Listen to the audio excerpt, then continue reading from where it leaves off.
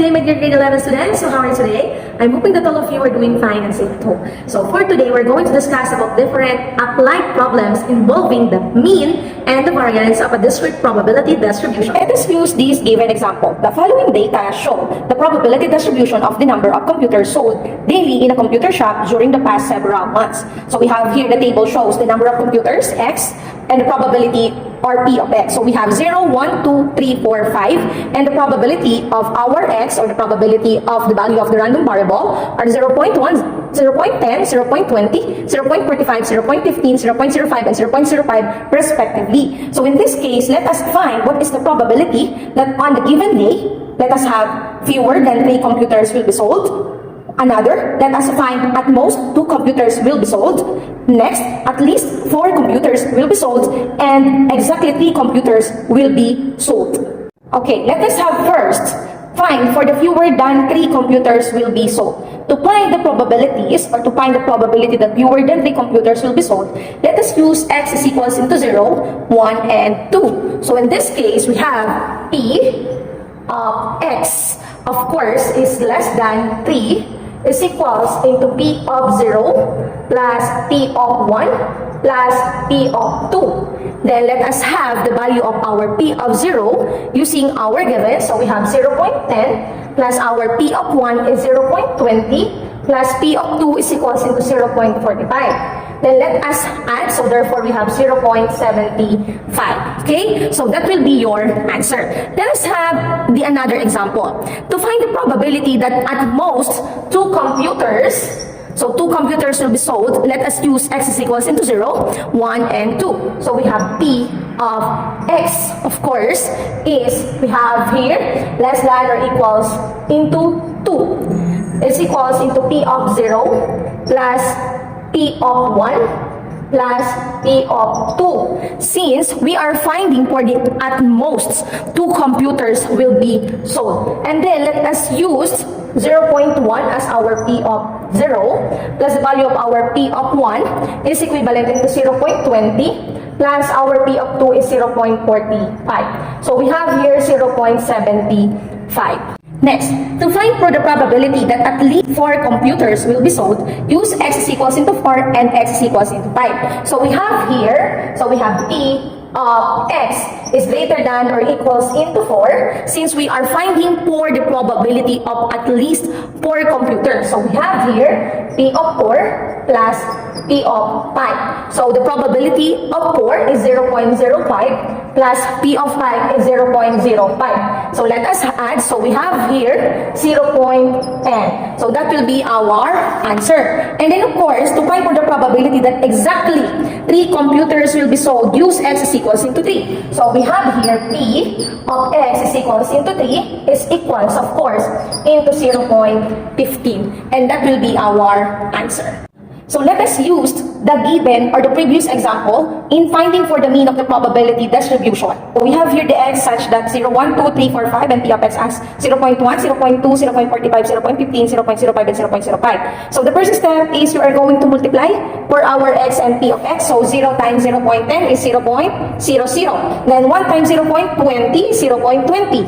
Then 2 times 0.45, so we have 0.90 or 0.9. 3 times 0.15 is equals into 0.45.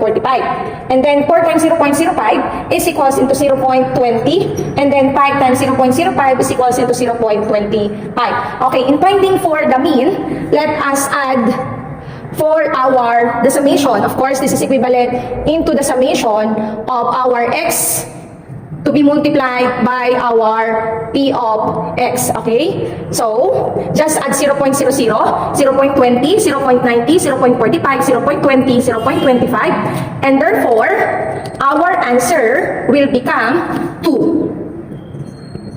So therefore, in this given example, the mean of the probability distribution is 2. This implies that in the long run, we expect that the average number of computers that will be sold on a given day will be 2.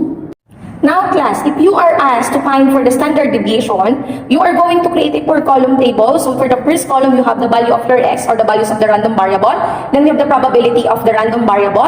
Then we have the square of your X. Then let us get the product of the square of your x and the probability of your x. First, get the square of your x. So we have 0. Then the square of 1 is 1. And then the square of 2 is equals into 4. The square of 3 is equals into 9. The square of 4 is equals into 16. And the square of 5 is equals into 25. And then let us multiply. So 0.1 times 0, that is equivalent into 0.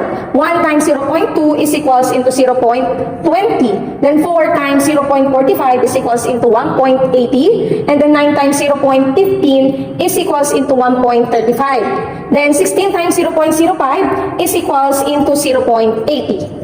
And then 25 times 0.05 is equals into 1.25. In finding for the standard deviation, so it is said that we have here the value such that you are going to use the formula. So the value of our standard deviation is equals into the square root of 1.40 as your variance. So therefore, we have here 1.18 as the value of our standard deviation. So meaning to say, we have here that the standard deviation of the probability distribution is 1.18. So this implies that on the average, the number of computers sold is 1.18 units from the mean 2. Now, let us have another example. For example, a government office has 6 telephone lines. For the past months, the probability distribution of the random variable y, which represents the number of busy lines per day, is shown as the record. Class, for example, this is our given. So the value of your y is 0, 1, 2, 3, 4, 5, 6. And the value of your p of y is 0.052, 0.154, 0.232, 0.240, 0.174, 0.105, 0.043 as respectively. Now, if you are asked to find for what is the probability that exactly 4 telephone lines are busy in a day, to find for the probability of exactly 4 telephone lines are busy in a day, so let us use x is equals into 4. So of course, so in that case, so we have here p, of course, of y is equals into 4. So you have here equals into 0.174. Okay, another example. For example, if you are asked what is the probability that at least 4 telephone lines are busy in a day, so to find for the probability that at least 4 telephone wires are busy in a day, so let us use p of y is of course greater than or equals into 4. So therefore we have p of 4 plus of course we have p of 5 plus p of 6. So in this case, we have the value of our p of 4 such that 0.174 plus the value of our p of 5 as 105 plus the value of p of 6 as 0.043. Then get the sum. So we have here 0.322. So meaning to say that the probability of at least 4 telephone lines are busy on a day is 0.322.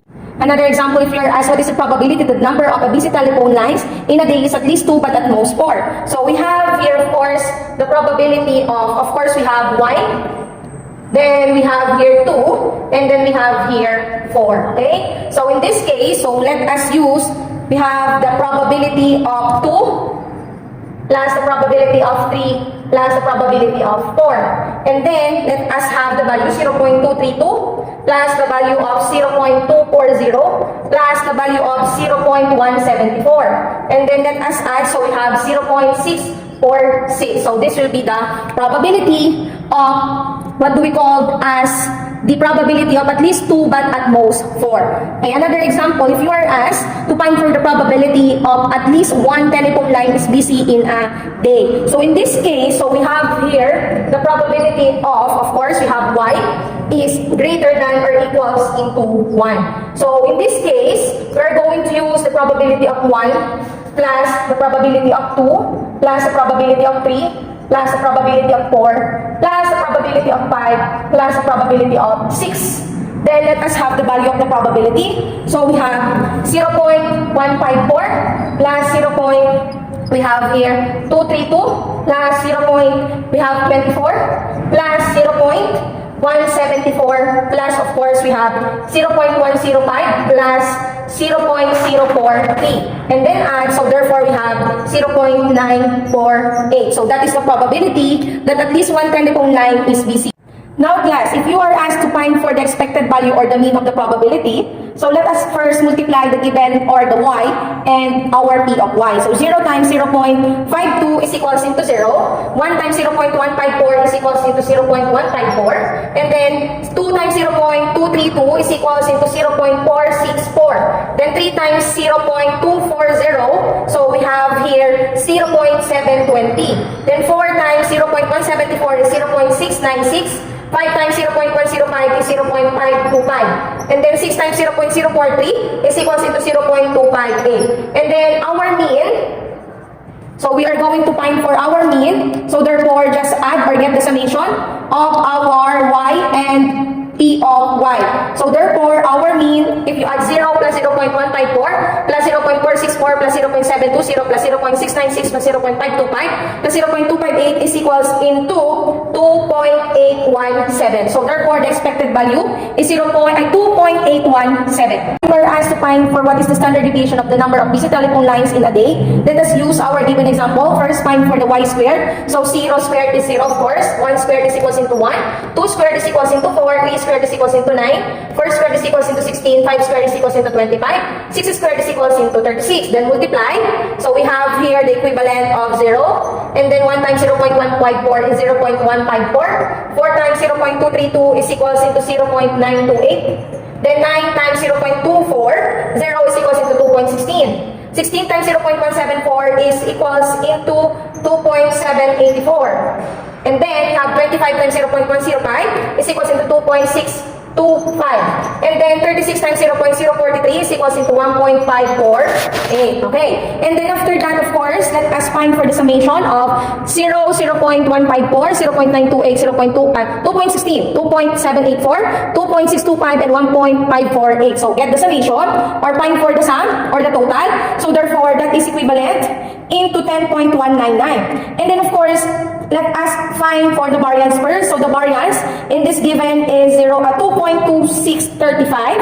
And then if you are asked to find for the standard deviation, so therefore, the standard deviation of our given is equivalent into 1.504. So that will be the standard deviation. So that is how you are going to apply the mean and the variance involving in a problem. So I hope that you had been learning, and if you do have questions, please do not hesitate to ask your teachers. So again, thank you and God bless everyone. Stay safe. Goodbye.